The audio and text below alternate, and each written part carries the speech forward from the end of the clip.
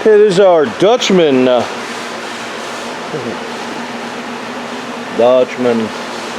You can see this roof is wore out. Wore out. We're going to be taking this antenna up and out of here. I'm sure it leaked right in there somewhere. Normally you'll have a boot down in there and it'll come up in a little stub and you want to seal that. But look how dry all that is, you know. So what Dicor wants you to do is put more on, put more on. The only ones that put more on is a moron. For some of the other issues we have some delamination we're going to try to address, see if we can. We're going to see how extensive it is. The other side over there looks a lot worse. You can see we got a plumbing cap right there that popped off, so the water that traveled down there. And all on the turn bar here, that failed. You can see that sharp edge, but it failed over on that other side, and it got down into that wall pretty bad. You can see right here. So when you check all these, you want to make sure you don't have, that's why we put the protective strips. So you can see all that cracking in there. I call it eggshelling. Some people call it gatoring or spidering. In the commercial business, when on the tar and gravel, it'll have real big checks in them, much like the back of an alligator, so they call it gatoring. But so yeah, there's a butyl that's all dried out, but it doesn't look like there's any seal. There's a pinch right there. I'll bet that was getting a little water in it. We're going to be replacing this awning fabric as well. We're just trying to give you some ideas of what's going on with some of these roofs. But that's just the way the industry does it. They just slap them together. They get them built, get them out, get them sold. So no matter which one you go to buy, you can buy a brand new one. You can see all the new ones we've done up on there. They're all the same. It doesn't matter how much you spend.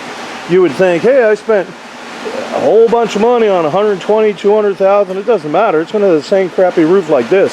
So no sense in buying a new one. I tell people not to buy a new one. Don't buy a new one. If they don't buy a new one for a year, trust me, the RV industry will get the hint. You can see like right here, looks like more cracking on all that. You see water probably getting down around there. And we take this off, you're probably going to see, even around like right there, when we take all this off, you'll probably see all the areas where it was leaking. That's what we're trying to do now, is just get this roof off so we can get a new, obviously explore the roof deck, see what it needs. It may need to be redecked, may just need a couple pieces somewhere. But that area over there actually felt pretty firm, so, but we don't know until we pull it up. And some of the other reasons we may have to redeck, even if the roof deck is good, is if it's a fleece back. This is just a rubber roof. I'd be surprised if this was a fleece back. It doesn't feel it to the touch. But they're all, even the TPOs they use on these things, they're not like what we use. They're just low budget. They're just low budget.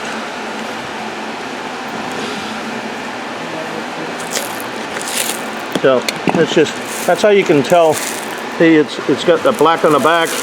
This is rubber, but this is RV rubber. When we put our TPO down, our TPO will have a black on the back as well, but that's commercial grade. It's not even the same. So, but like I said, they don't care. They're just, but that roof deck right there, it seems pretty well so far, at least in this section, and like I said, over in that area over there looked pretty well. So we're just going to start stripping it off and seeing what we got, and then we got to get a new roof on this thing. All right, more to come with our little Dutchman. We'll keep you up to date on it, but it's nothing different than all the other ones we've done. I'm hoping it'll be a little better so we can move along. We've had some that come in here that just need a whole lot of work.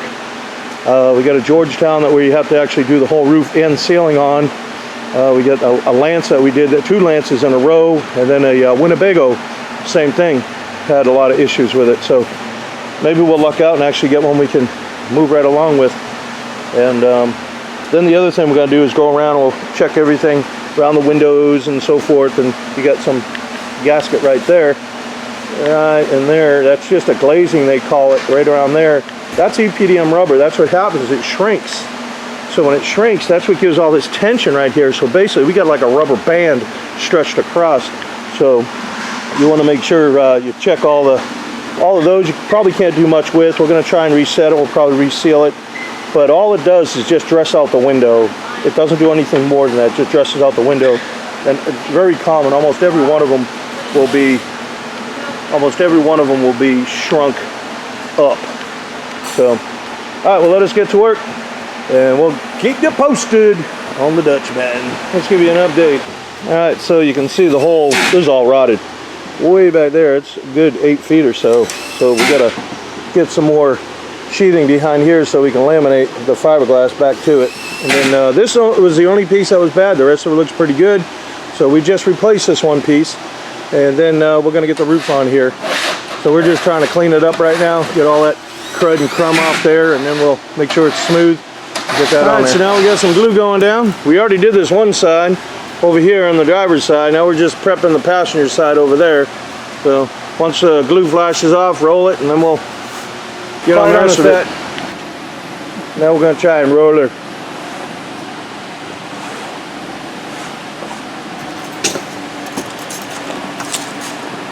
You need my assistance? No, I got it. There you go. Hold this one right here up, please.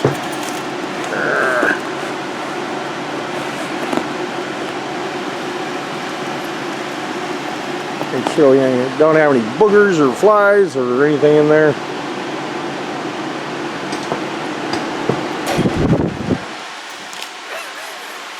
There you go. Right toe, right toe.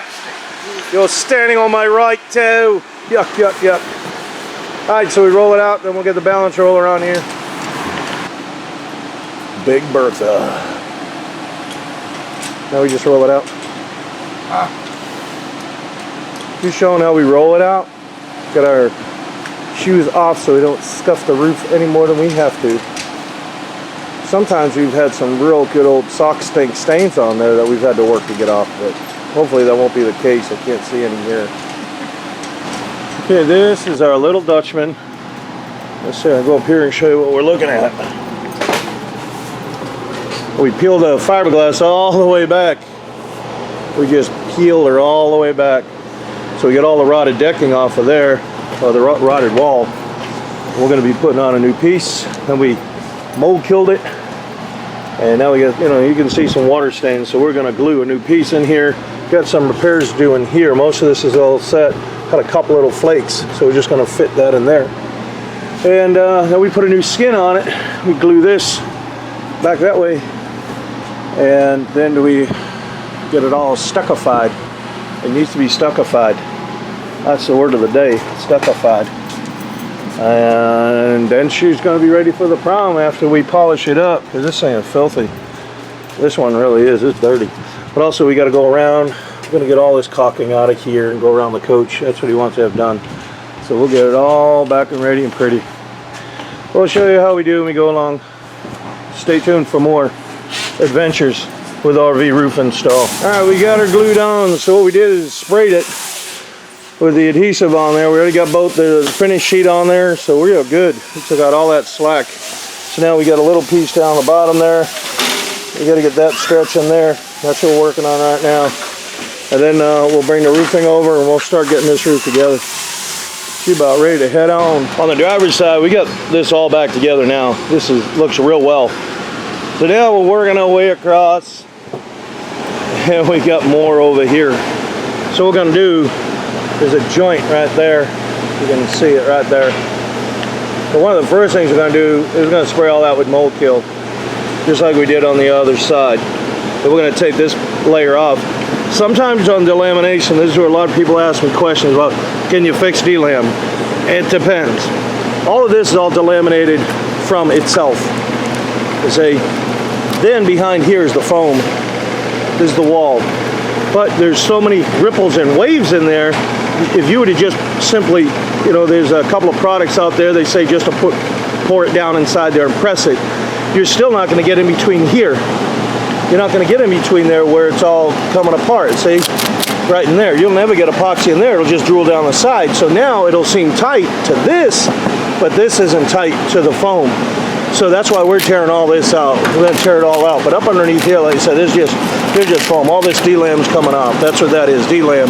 So these are laminated to each sheet here, and this is a 3-ply.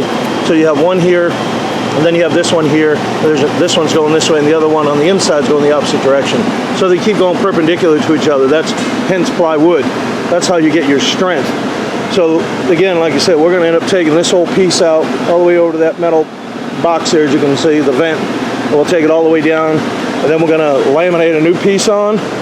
That'll be mold killed and everything, clean it up, and we'll, boom, put it back on there. We'll laminate it back together, just like we did on the other side. So it's there's a lot of work to it, though. There is a lot of work to this. So we also put some more stock in here so we can get the turn bar down there, because when this comes over, you're gonna have a termination bar that'll come up here. So we have to do that and get that squared away. So otherwise, we get all the curves are pretty much all welded in. A couple little spots on that back side on this here. Just easier to work and weld it from there. And then set the ACs and so forth, and turn bar and the rest of it. But you'll see as we go along. So we try to do our best to show you, but keep in mind, these are not DIY videos. We put these together so the customer can see all the work we did. If you get some tips out of it, hey, that's great. And then also, we do not sell anything here. Any of our products, any of the curbs, any of the boots, nothing. We don't sell anything at all. We're not set up to do sales at all. We're just a service shop. So we appreciate you watching, but we'll show you as we go along. We got a new panel going in here. We already mold killed that twice. And that little cloudiness you see, that's our adhesive that's on there. That's what we're doing down here, putting some adhesive on there. And we're gonna stickify it. Here's a new piece. Now we're prepping it, because we gotta glue that piece back on. The driver's side wall, we've got it all squared away. Everything's all done, all the D-lam has been fixed. And this is the passenger side, we've got it all fixed. We're gonna have to put that window back in. Now the other thing we did, this coach didn't come with gutters, so we put the gutter rail on here. It just didn't, it only had an awning rail, but no actual gutter. So we put that on, put some gutters on here too to kick it all the way. You can kind of see the side of this coach is just a mess. A lot of it's from all the residue running down off the roof on there from the old roof. So we really need to have a gutter and kick some of that pollen and everything off the side there. So we've got all that. This is the rear turn bar that we're going to have to leash back in here. Just a couple more spots to weld in here and here. It's easier now. We can work right here on the scaffold. So everything else seems to be coming together. We've already got our caulking under here, and we got our first strike right on here. Well, this is actually the caulking that's up underneath here. When you push that in and we fasten it down, then you get that little burp, so we just strike it down. I'm still going to go over that with one more layer and then yet another layer. So if you want to look at it, maybe that's 3 layers. And then we've got this front turn bar all squared away as well. And again, we got the gutter spout. So this kind of give you an update on what we're at. This is what we use. This is M1. Great product. Again, these aren't tutorials, but we're just showing some folks. We get some calls and some emails about what we use and so forth. So like I said, I'll end up all welding all this here in just a minute. And we also have to put that logo on there, get that welded in. And I've got an antenna base over there that's going to go over that way, I think. I'll look for the wire. And that's about it. Put an awning on it. And then the other thing we're going to do is going to go around and we're going to clean up the all around the windows and all around everything, all around the corner molds here from the bunk as it runs up and around, as it comes around. We're going to clean this. We're going to reseal the whole coach. So we're going to do all that. Make sure it's all watertight. We'll end up going around all the lights, the windows, and everything. More than likely, end up taking this out. That's just a glazing. That's all that's called, is a glazing. All it does is just dress out the window, but it always shrinks. That's EPDM rubber. So you can see it's popped right there. But then, look how much of a gap it shrunk right here. That's why I don't like rubber. It just, it's always been problematic. I always considered rubber as a starter roof that architects tend to want to use because it's cheap. It's real cheap. So they just, hey, put that on. Then down the road, you know, whoever owns that building or whatever, they got to pony up all the cash to put a new roof on it instead of just incorporating it in there. But all the years I did commercial work, I'd never install one roll of rubber. We were always going back and fixing all these rubber roofs that were failing, and to me that just says it's not a good product. So that's why I don't ever use it. I know a lot about it, and that's why I don't use it.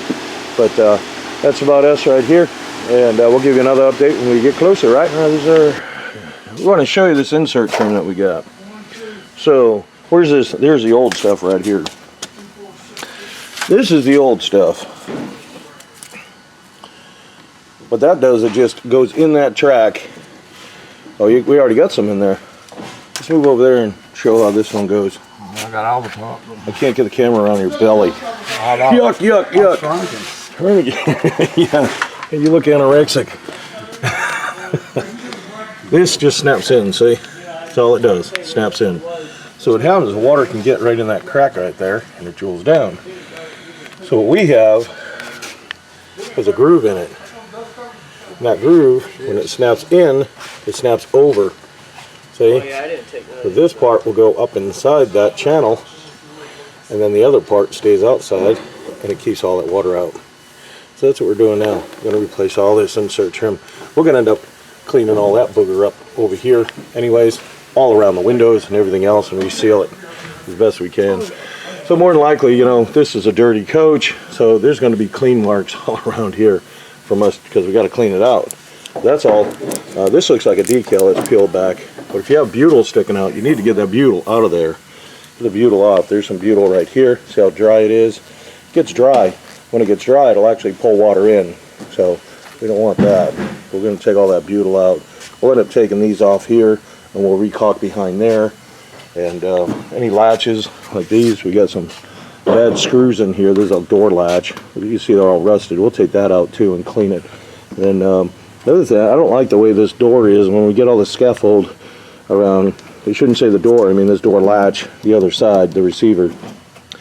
It has a, I don't know if you can get the camera there, see how it's right there? Water can sit right in there. So when we take this off, I'm going to drill that and make it so the water, when it does get in there, it'll drool out instead of sitting there, maybe turn to ice or whatever and work all that and get down inside the door and rot out the door skin. So that's what we're going to do on that too. And we'll also be going around on the inside of here. You want to get that sealed so you don't rot out that door skin. So we're going to go over this whole thing pretty well. And like I said, we're going to change all that insert trim. Even this one will come out right here. And we'll replace it all with some good stuff. All right, check this out. All this is supposed to be primed. But one of the guys didn't prime it. So he's got the turn bar right there in his hand. Right there in his hand. So we tore it up because we're going to prime it and do it right. That's what we do here. Even if we have to go backwards sometimes. I'm fixing so we got to clean all this up, clean all this up, and then do all that, and then we're going to check the other two. We know this has, because all we know that one has. So we're going to check everything. Make sure that we get primer all up underneath here. It looks like it. You can see it. See how you can see the primer? That's the primer right there. That jaundice look. You can see it right there. He slopped it on there because we're going to have to clean it. It's on there too, so we'll clean that up. Gee whiz. Looks like I used a 4-inch brush on this here. But anyhow, that's primer. You need to have it underneath there or it won't bond. So that's what we're doing over there. We're going to fix it. We got our Dutchman all completed. There's our logo right there. RV roof installed September 19.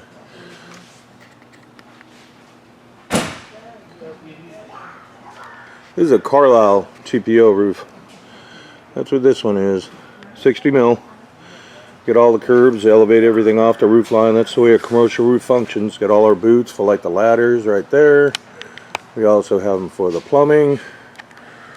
And then we made that special base for that base curb for the antenna. We've even got flashing detail in the air conditioner. You can barely see it right there up underneath there, but there's a flashing detail on there. We just put an awning on, so we had to pull it out of the bay, and that's why I'm doing the video this way. Well, we appreciate you watching.